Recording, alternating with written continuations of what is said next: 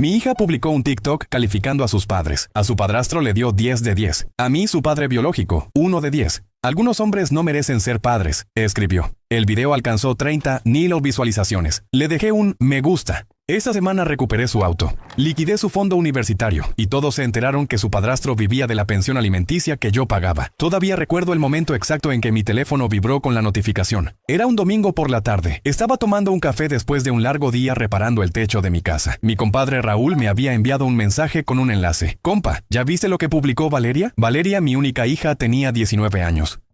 Desde el divorcio con su madre Cristina hace 8 años. Nuestra relación se había vuelto cada vez más distante, pero jamás imaginé hasta qué punto. Abrí el enlace con curiosidad, pensando que sería algún logro escolar o quizás un video gracioso. La pantalla mostró a mi hija, sonriente, con ese pelo teñido de morado que se había hecho sin consultarme, usando la técnica de edición que tanto usan los jóvenes en esa plataforma, calificando a mis padres.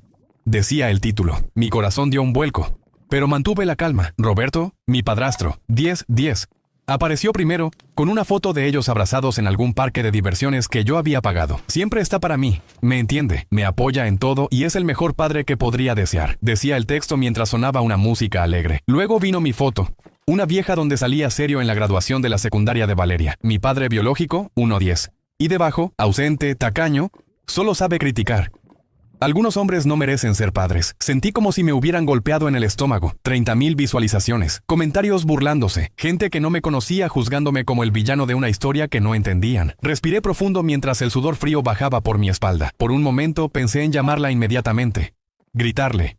Exigirle que quitara esa basura, pero algo dentro de mí se quebró y luego se endureció como cemento. En vez de explotar, hice algo que sorprendió incluso a mí mismo. Le dejé un me gusta al video. Esa noche no pude dormir. Repasé los últimos 8 años de mi vida como en una película. Recordé cada quincena depositando puntualmente 50,000 pesos mexicanos para la manutención de Valeria, una cantidad muy por encima de lo que el juez había establecido.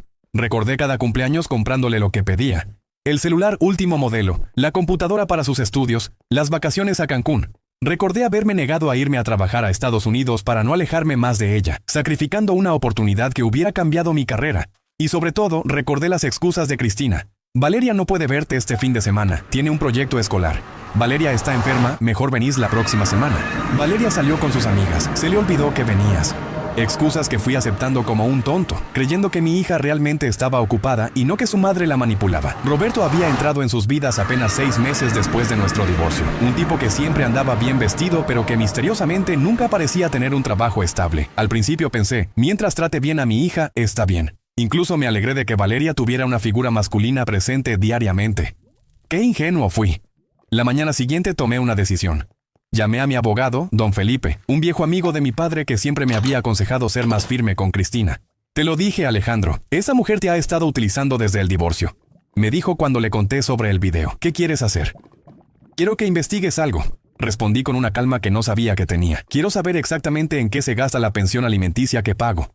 Y quiero que revises el contrato del coche que le compré a Valeria para su cumpleaños 18. Está a mi nombre, ¿verdad? Así es.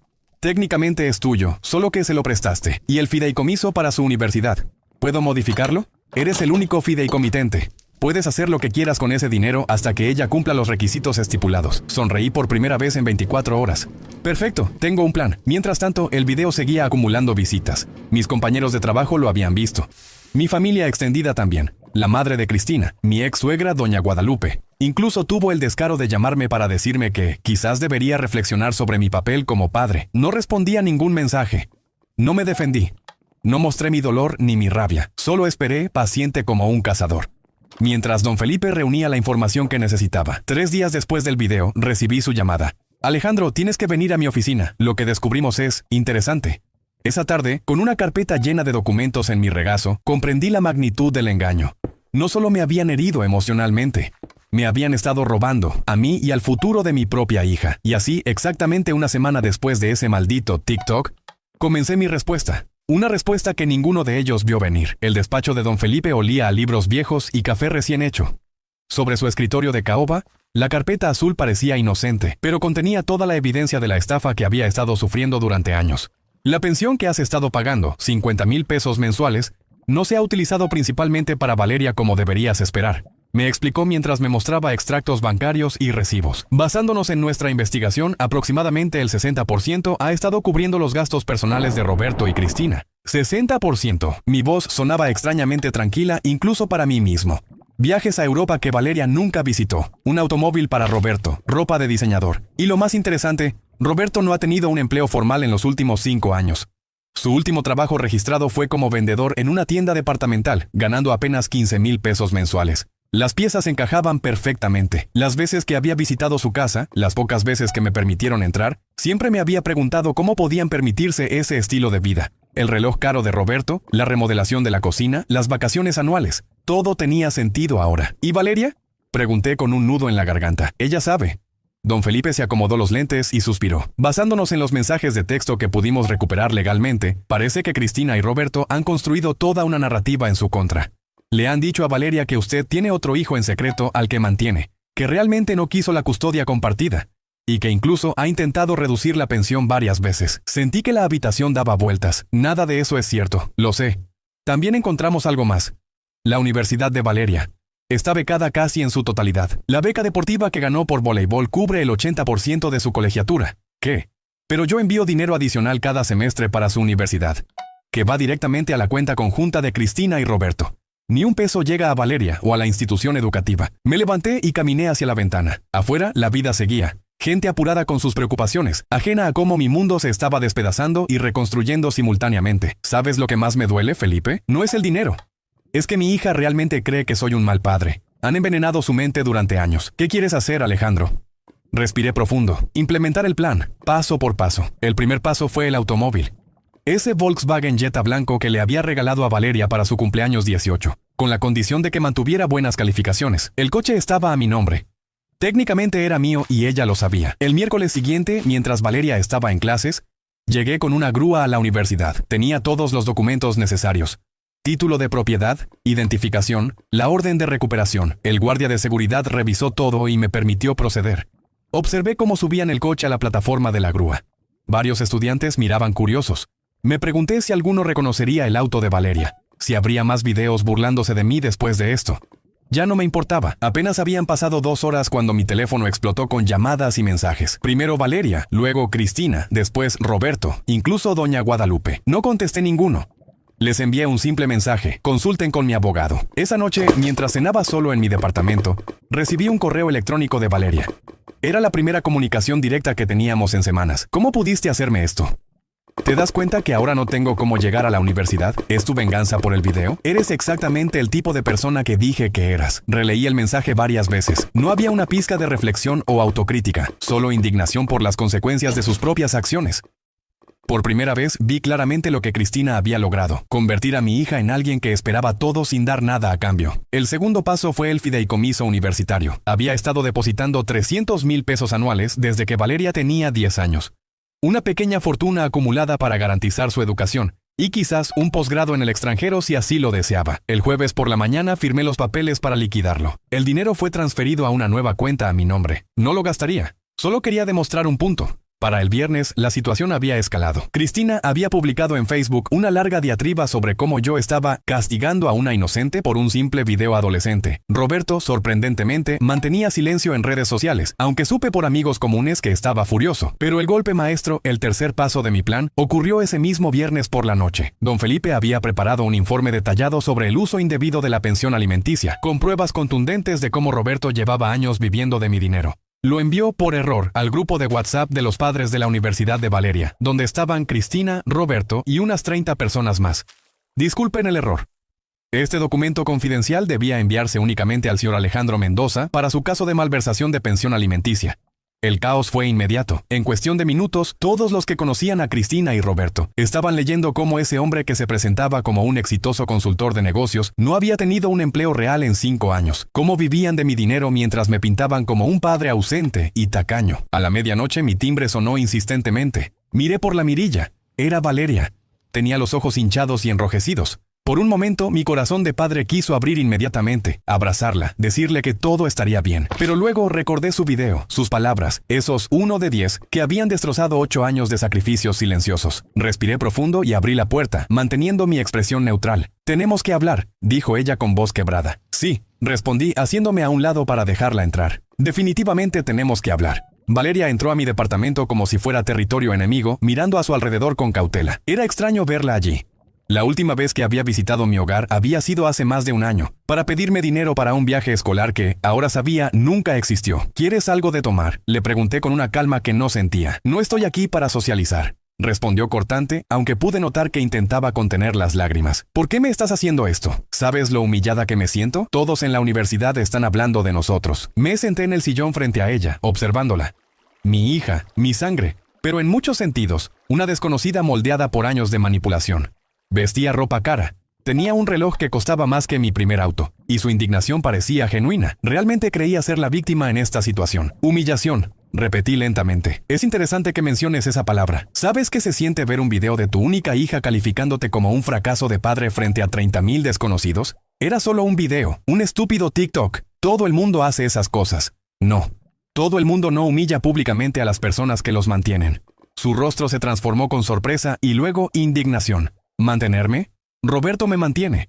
Tú apenas envías la pensión, y mamá siempre dice que llega tarde y es menos de lo que deberías dar. En ese momento comprendí completamente la magnitud de las mentiras.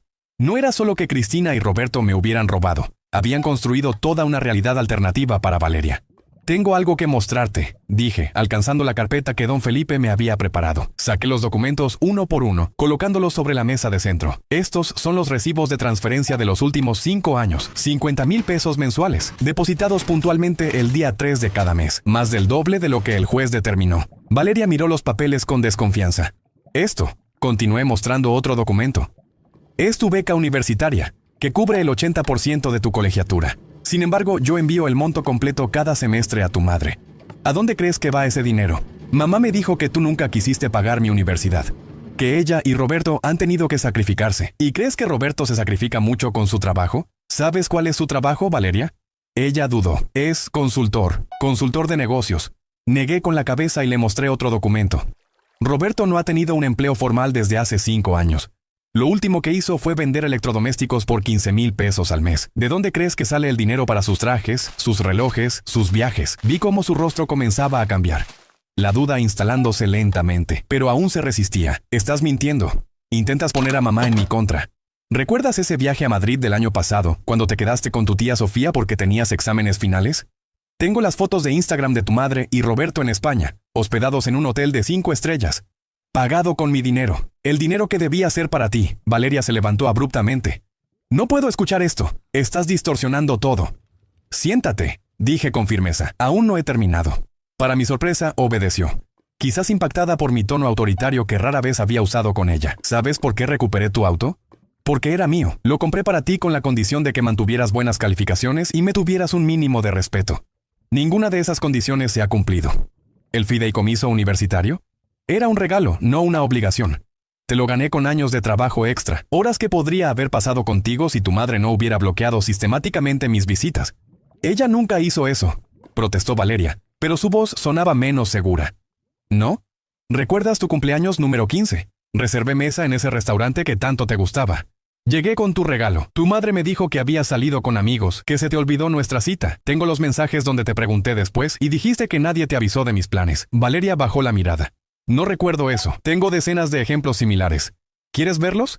El silencio se instaló entre nosotros. Afuera, la ciudad nocturna seguía su ritmo, ajena a nuestro pequeño drama familiar. Finalmente, Valeria habló. Su voz apenas un susurro. ¿Qué quieres de mí? La verdad. Eso es todo lo que siempre he querido. Que sepas quién realmente ha estado ahí para ti y quién te ha estado utilizando. En ese momento su teléfono sonó.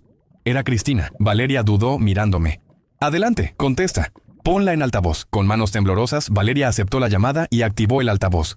¿Dónde diablos estás? La voz de Cristina sonaba histérica. Roberto está furioso. La gente nos está llamando, preguntando si es cierto que vivimos de la pensión. Tienes que volver a casa ahora mismo. Estoy con papá, respondió Valeria, su voz pequeña. Hubo un silencio momentáneo, y luego la voz de Cristina cambió completamente. Cariño, no debes estar ahí. Sabes cómo es él, manipulador, mentiroso. Está intentando ponerte en nuestra contra porque está dolido por un tonto video. Ven a casa, hablaremos. Miré a Valeria. Pude ver la confusión en sus ojos, el conflicto interno mientras las certezas de toda su vida comenzaban a tambalearse. Mamá, ¿es verdad que estoy becada en la universidad? Otro silencio, más tenso. ¿Qué tonterías te está metiendo en la cabeza? Claro que no. Tu padre apenas cubre una parte de... Tengo los documentos frente a mí. Interrumpió Valeria, su voz fortaleciéndose. La beca cubre el 80%. ¿Dónde ha estado yendo el dinero que papá envía para mi colegiatura? Esto es ridículo. No voy a discutir nuestras finanzas por teléfono mientras estás secuestrada emocionalmente por ese hombre. Roberto, ven aquí. Escuché la voz de Roberto en el fondo, acercándose al teléfono. Valeria, escúchame bien. Tu padre está despechado porque por fin dijiste la verdad sobre él. Es un manipulador patético que... No pude contenerme. ¿Patético? El hombre que ha pagado tus trajes, tus vacaciones, tu estilo de vida durante años. ¿Cuánto tiempo llevas sin trabajar, Roberto? ¿5 años? ¿6? ¡Alejandro! La voz de Roberto cambió, volviéndose defensiva. Esto no es asunto tuyo. Valeria, ven a casa inmediatamente o... ¿O qué? Interrumpí. ¿La castigarás? ¿Le quitarás privilegios? ¿Con qué dinero los compraste en primer lugar? Suficiente. El grito de Valeria nos sorprendió a todos. Con manos temblorosas terminó la llamada. Nos quedamos en silencio durante lo que pareció una eternidad. Podía ver cómo las lágrimas comenzaban a formarse en los ojos de mi hija, cómo toda su realidad se desmoronaba frente a ella. Todo este tiempo, comenzó, su voz quebrándose. Todo este tiempo me han estado mintiendo. Me han hecho odiarte. No dije nada, no había necesidad. La verdad, finalmente, estaba saliendo a la luz. El teléfono de Valeria comenzó a vibrar incesantemente con mensajes y llamadas de Cristina y Roberto. Ella lo miró con asco y luego lo apagó. ¿Puedo quedarme aquí esta noche? Preguntó con una vulnerabilidad que no había visto en ella desde que era una niña pequeña. Siempre. Respondí. Esta siempre será tu casa también. Esa noche, mientras preparaba el sofá cama para Valeria, mi teléfono sonó. Era un mensaje de Roberto. Esto no ha terminado. Te vas a arrepentir de habernos expuesto así. Lo leí sin emoción y luego bloqueé su número. Sabía que tenía razón en una cosa. Esto no había terminado. De hecho, apenas estaba comenzando. La mañana siguiente amaneció con una extraña quietud. Preparé café y encontré a Valeria ya despierta. Sentada en el balcón de mi departamento, contemplando la ciudad con ojos perdidos. Cuando le ofrecí una taza, la aceptó con una débil sonrisa que no llegó a sus ojos. No dormí mucho, confesó. Estuve pensando toda la noche, recordando cosas, momentos, viendo cómo encajan de manera diferente ahora. Me senté frente a ella. El sol de la mañana bañaba la ciudad, creando un contraste con la tormenta emocional que ambos atravesábamos. Recuerdo cuando cumplí 16, continuó Valeria. Roberto me regaló ese collar de plata que tanto quería. Me dijo... Tu padre nunca te daría algo así, y yo le creí. Lo abracé y le dije que era el mejor padre que podía tener. Sus ojos se llenaron de lágrimas. Ese mismo mes, descubrí en mis estados de cuenta que habías depositado una cantidad extra, con la nota para tu cumpleaños, princesa. Cuando le pregunté a mamá, me dijo que era porque te sentías culpable por no venir a mi fiesta. Pero tú nunca fuiste invitado, ¿verdad? Negué con la cabeza. Me enteré de tu fiesta por las fotos en Facebook al día siguiente. Valeria cubrió su rostro con las manos. Me siento tan estúpida. No eres estúpida, le dije suavemente. Eras una niña que confiaba en su madre. Cristina y Roberto sabían exactamente lo que hacían. Mi teléfono vibró con un mensaje. Era don Felipe. Cristina está amenazando con demandarte por difamación. ¿Quieres que responda? Le mostré el mensaje a Valeria. Ella respiró profundo y asintió. Creo que es hora de que tome una decisión. Durante el desayuno, discutimos los próximos pasos. Para mi sorpresa, Valeria estaba decidida a enfrentar la situación directamente. Ya no era la adolescente manipulada de ayer. En sus ojos veía una determinación que, admito, me recordaba a mí mismo. Quiero ir a la casa, dijo finalmente. Necesito recoger algunas cosas y hablar con ellos cara a cara. ¿Estás segura? ¿Puedo ir yo o podemos enviar a alguien? No, respondió con firmeza. Esto es algo que tengo que hacer yo. Pero, ¿me acompañarías? No dentro de la casa, solo. Cerca. Mientras conducíamos hacia la casa donde Valeria había vivido con Cristina y Roberto, le expliqué mis planes para el futuro. El dinero del fideicomiso no ha desaparecido, le aseguré. Solo lo moví para protegerlo. Sigue siendo para tu educación, siempre lo ha sido. Y el auto, también podemos discutir eso. Pero Valeria, necesito que entiendas. No se trata del dinero, se trata de la verdad, del respeto mutuo. Ella asintió comprendiendo. Lo sé. Y también sé que tengo mucho que compensar. Al llegar a la casa, me estacioné a una cuadra de distancia como habíamos acordado. Valeria respiró profundo, preparándose. Estaré aquí mismo, le aseguré. Cualquier cosa, me llamas y entro inmediatamente. Con una última mirada de determinación, salió del auto y caminó hacia la casa. La observé hasta que entró y luego esperé con el corazón latiendo fuertemente. Pasaron 10 minutos de silencio. Luego 15. Estaba a punto de llamarla cuando comenzaron los gritos, tan fuertes que podía escucharlos desde la calle. No distinguía las palabras. Solo las voces enfurecidas de Cristina y Roberto, intercaladas con la voz más firme de Valeria. De repente la puerta principal se abrió violentamente. Valeria salió corriendo con una mochila, seguida por Roberto, quien le gritaba obscenidades. Cristina apareció en el umbral, su rostro contorsionado de rabia. Sin pensarlo 2 veces, arranqué el auto y me detuve frente a la casa. Valeria me vio y corrió hacia mí. Roberto, al verme, se detuvo en seco. «Tú», gritó señalándome. «Esto es tu culpa.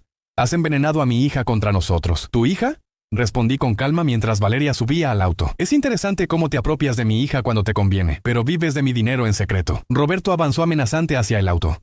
Por un momento temí que intentara algo violento, pero entonces Valeria bajó la ventanilla y le lanzó algo que aterrizó a sus pies. Era el collar de plata de su cumpleaños 16. «Devuélvelo y cómprate algo bonito», dijo con una frialdad que no le conocía. «Después de todo, siempre ha sido con el dinero de mi padre». La cara de Roberto se transformó en una máscara de odio puro. «Te vas a arrepentir de esto. Los dos.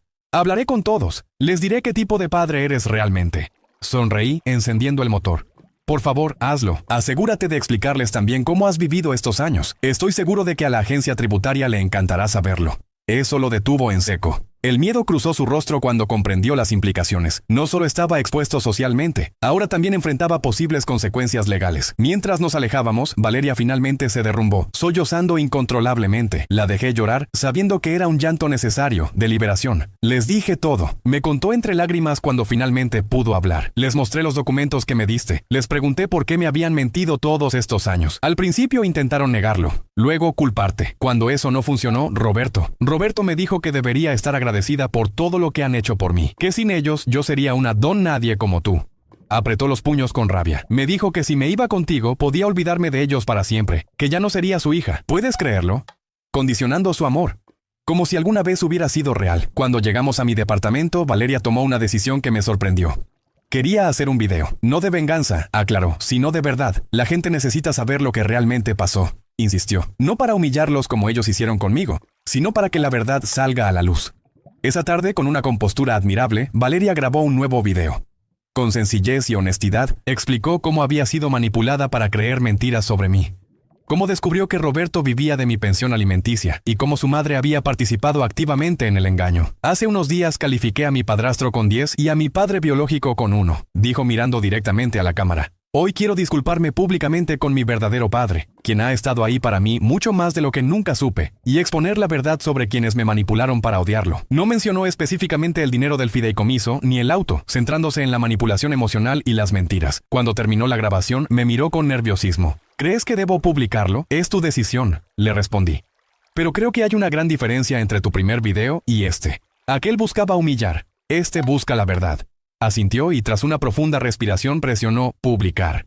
La reacción fue inmediata y abrumadora. El video se volvió viral mucho más rápido que el primero, alcanzando 100,000 visualizaciones en pocas horas. Los comentarios estaban divididos. Muchos apoyaban a Valeria por su valentía, otros la criticaban por traicionar a su madre, y algunos especulaban sobre los motivos ocultos detrás de su cambio de opinión. Cristina llamó furiosa menos de una hora después de la publicación. Esta vez fue Valeria quien puso el teléfono en altavoz para que yo escuchara. «¿Cómo te atreves?», gritó Cristina. «Nos has humillado frente a todos. Roberto está devastado. Sus amigos, sus colegas, todos han visto ese maldito video». «¿Colegas?», preguntó Valeria con una calma que me sorprendió. «¿Qué colegas, mamá? Roberto no ha trabajado en años». «Eso no es cierto. Su trabajo es complicado de explicar».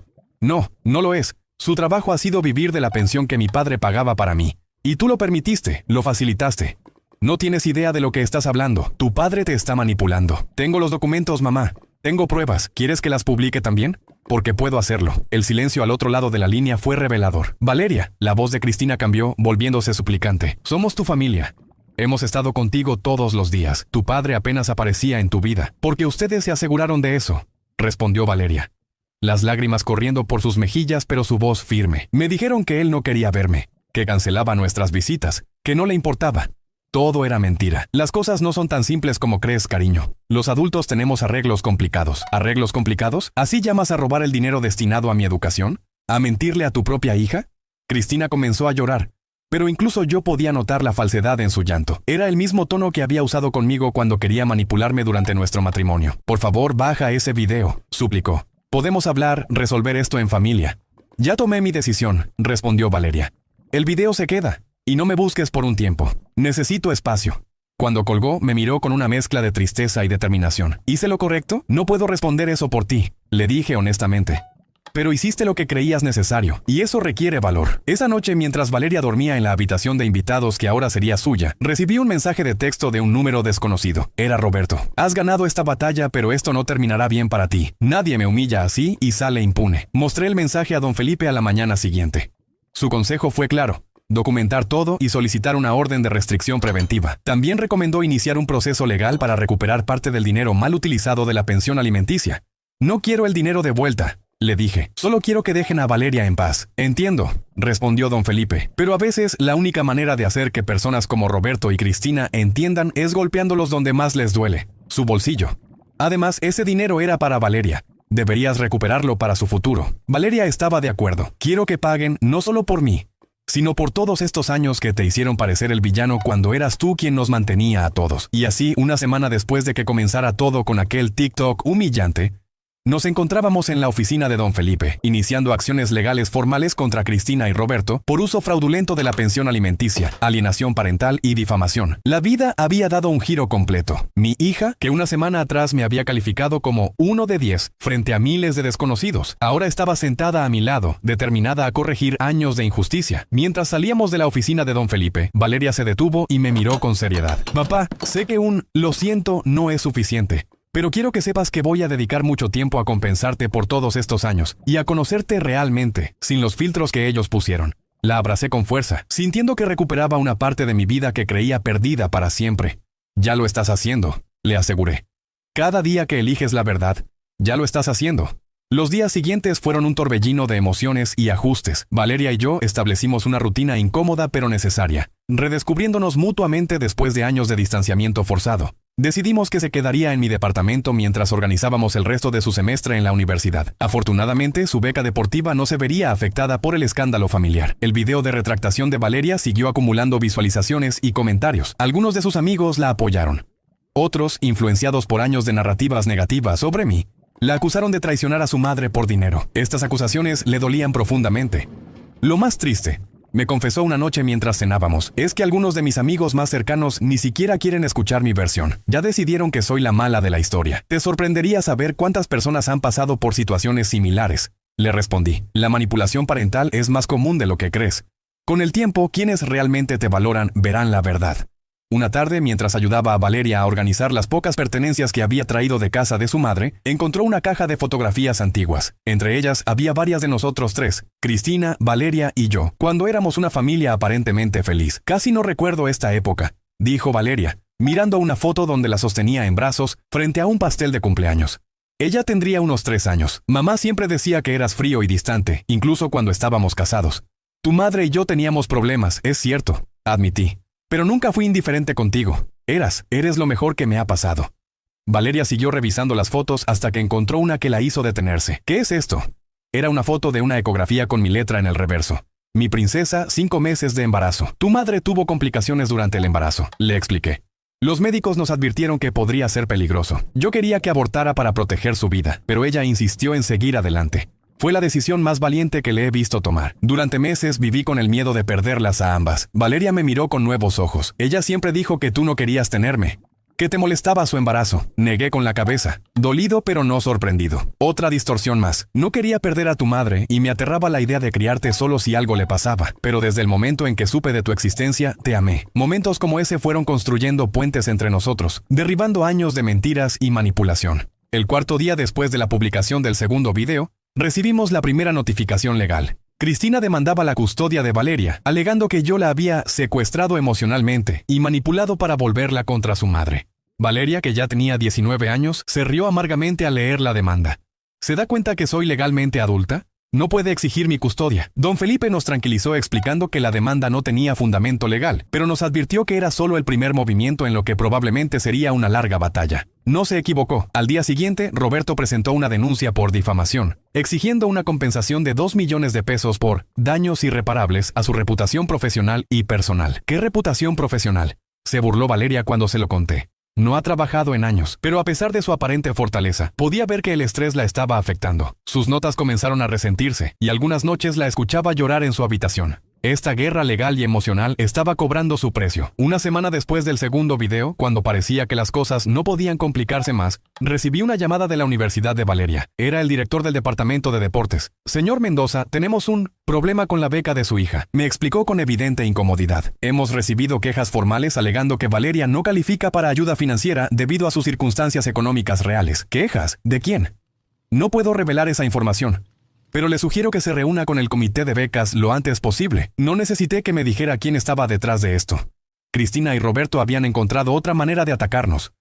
Cuando le conté a Valeria, ella se derrumbó por primera vez desde que comenzó toda esta situación. ¿Por qué hacen esto? Sollozó. Si realmente me quisieran, si realmente fueran los padres que decían ser, ¿no deberían alegrarse de que ahora conozco la verdad, de que tengo una mejor relación contigo? No tenía respuesta para eso. Algunas personas, cuando pierden el control que han ejercido durante años, reaccionan con una crueldad que desafía toda lógica. El comité de becas programó una audiencia para la semana siguiente. Mientras tanto, Roberto intensificó su campaña de desprestigio. De alguna manera consiguió los contactos de varios padres de la universidad y les envió correos electrónicos con una versión distorsionada de los hechos, pintándome como un manipulador que había comprado a mi hija para vengarse de mi ex esposa. Algunos de estos padres eran personas influyentes en la comunidad universitaria. Pronto, Valeria comenzó a sentir miradas de desaprobación en los pasillos, y ciertos profesores se volvieron inexplicablemente más estrictos con ella. Esto es ridículo, se quejó después de recibir una calificación injustamente baja en un trabajo. El profesor García siempre me ha apoyado, pero hoy apenas me miró a los ojos. La situación llegó a un punto crítico cuando Valeria fue excluida de un torneo de voleibol importante, supuestamente por razones administrativas. Es por el escándalo, me dijo su compañera de equipo Daniela, quien nos apoyaba incondicionalmente. El entrenador está preocupado por la imagen del equipo. Fue entonces cuando decidí que era suficiente. Si Roberto y Cristina querían guerra, la tendrían. Don Felipe, le dije por teléfono esa noche, vamos a contraatacar. Quiero presentar cargos formales por fraude contra Roberto y Cristina, y quiero hacerlo público. ¿Estás seguro? Me preguntó cautelosamente. Esto podría escalar aún más la situación. Ya están haciendo todo lo posible para destruirnos, respondí. Al menos así pelearemos con la verdad de nuestro lado. Valeria estuvo de acuerdo. Estoy cansada de ser la víctima. Si quieren jugar sucio, les mostraremos lo que es jugar sucio. Al día siguiente, don Felipe presentó una demanda formal contra Roberto y Cristina por malversación de fondos, fraude, alienación parental y daños emocionales. Simultáneamente, envié un comunicado detallado a los mismos padres que habían recibido los correos de Roberto, adjuntando copias de las transferencias bancarias, documentos de la beca oculta y toda la evidencia que habíamos recopilado. La respuesta fue inmediata. Los rumores comenzaron a cambiar de dirección. Ahora era Roberto quien recibía miradas de desaprobación cuando acompañaba a Cristina a eventos universitarios. La noche antes de la audiencia con el comité de becas, recibimos una visita inesperada. Era doña Guadalupe, la madre de Cristina y abuela de Valeria. Necesito hablar con ustedes, dijo con una expresión seria que nunca le había visto. La dejamos entrar con cierta desconfianza. Después de todo, siempre había sido la mayor defensora de Cristina y una de mis críticas más severas. He visto los documentos, comenzó, sentándose en nuestro sofá con evidente incomodidad. Los que enviaste a los padres de la universidad. Asentí, esperando algún tipo de ataque o justificación. Siempre creí a mi hija, continuó, su voz quebrándose ligeramente. Siempre pensé que eras tú el problema, Alejandro, que no apoyabas lo suficiente, que no te importaba Valeria. Hizo una pausa visiblemente afectada. Pero estos documentos, no puedo ignorarlos. Roberto nunca me cayó bien, pero no imaginé que fuera capaz de algo así. Y Cristina, mi propia hija. Valeria se acercó y tomó la mano de su abuela. ¿Qué te hizo cambiar de opinión ahora, abuela? Encontré algo en casa de tu madre, respondió, sacando un sobre de su bolso. Estaba ayudándola a organizar unos papeles cuando vi esto. Son recibos de transferencias a una cuenta en Panamá. Grandes cantidades, todas fechadas justo después de que tu padre enviaba la pensión. Nos mostró los documentos. Efectivamente, Roberto había estado transfiriendo dinero a una cuenta offshore, presumiblemente para evadir impuestos y ocultar el origen de los fondos. No puedo apoyar esto, dijo firmemente doña Guadalupe. Valeria, te quiero y quiero a tu madre, pero lo que han hecho está mal, y ahora están intentando arruinar tu futuro académico por pura venganza. Su testimonio fue crucial en la audiencia del comité de becas al día siguiente. Como respetada profesora jubilada y miembro activo de la comunidad universitaria, su palabra tenía peso. Cuando declaró que las acusaciones contra Valeria eran parte de una venganza personal de Roberto y Cristina, el comité escuchó atentamente. La beca de Valeria fue confirmada y además, el comité emitió una disculpa formal por las molestias ocasionadas. Ese pequeño triunfo nos dio esperanza, pero sabíamos que la guerra estaba lejos de terminar. Roberto y Cristina estaban acorralados, y las personas acorraladas suelen ser las más peligrosas. No nos equivocamos. Esa misma noche, mientras Valeria, doña Guadalupe y yo cenábamos para celebrar la victoria en el comité, recibimos la noticia. Roberto había presentado una denuncia penal contra mí por supuesta extorsión y amenazas, alegando que lo había amenazado con exponer información personal si no se alejaba de Valeria. Era una mentira descarada, pero suficiente para obligarme a presentarme ante un juez para responder a los cargos. Están desesperados, me aseguró don Felipe cuando lo llamé. Esto es bueno, la gente desesperada comete errores. No sabía cuánta razón tenía. El mayor error de Roberto estaba por venir.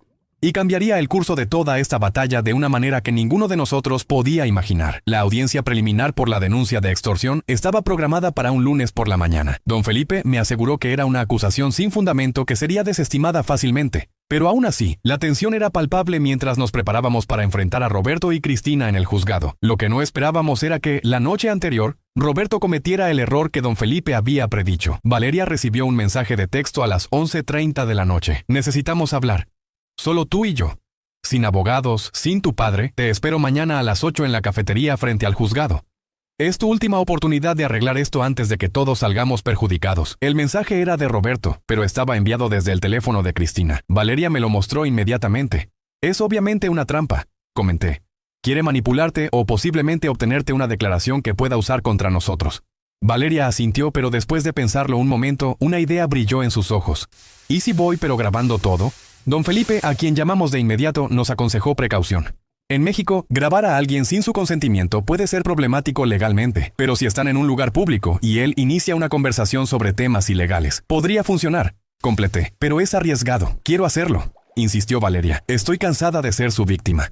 Esta es mi oportunidad de conseguir pruebas directas. Finalmente acordamos un plan. Valeria iría a la cafetería, pero yo estaría en una mesa cercana, fuera de la vista de Roberto. Don Felipe esperaría afuera en su auto, listo para intervenir si era necesario. Valeria llevaría su teléfono grabando en el bolsillo. Y además, pediríamos al dueño de la cafetería, un antiguo cliente mío, que nos permitiera acceder a las grabaciones de sus cámaras de seguridad si era necesario. La mañana llegó con una llovizna ligera que parecía presagiar la tormenta emocional que estaba por desatarse. Llegué a la cafetería media hora antes y me instalé en un rincón discreto. Valeria entró 15 minutos después, visiblemente nerviosa pero determinada. Roberto apareció puntualmente a las 8, solo y con aspecto desaliñado. Parecía que no había dormido bien en días.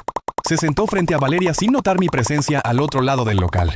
Desde mi posición podía verlos pero no escucharlos claramente. Sin embargo, la expresión corporal lo decía todo. Roberto gesticulaba agitadamente, alternando entre súplicas y lo que parecían amenazas veladas. Valeria se mantenía firme, respondiendo con calma pero sin ceder. Después de unos 15 minutos, Roberto pareció perder la paciencia. Golpeó la mesa con la palma de su mano, lo suficientemente fuerte como para que varias personas voltearan a mirar. Valeria no se inmutó.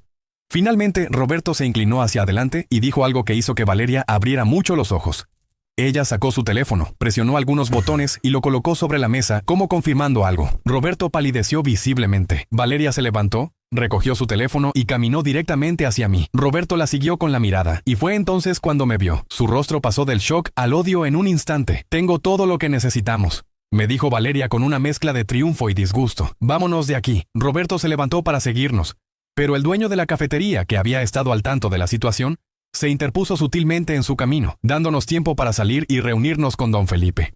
En el auto, Valeria reprodujo la grabación. La calidad no era perfecta, pero las palabras de Roberto eran inconfundibles. Mira, Valeria, seamos prácticos. Tu padre no tiene idea de cuánto dinero realmente pasó por nuestras manos. Si sigues con esta estupidez, tendré que mostrarle al juez cómo tu madre y yo tuvimos que usar ese dinero para pagar deudas que tu padre dejó cuando nos abandonó.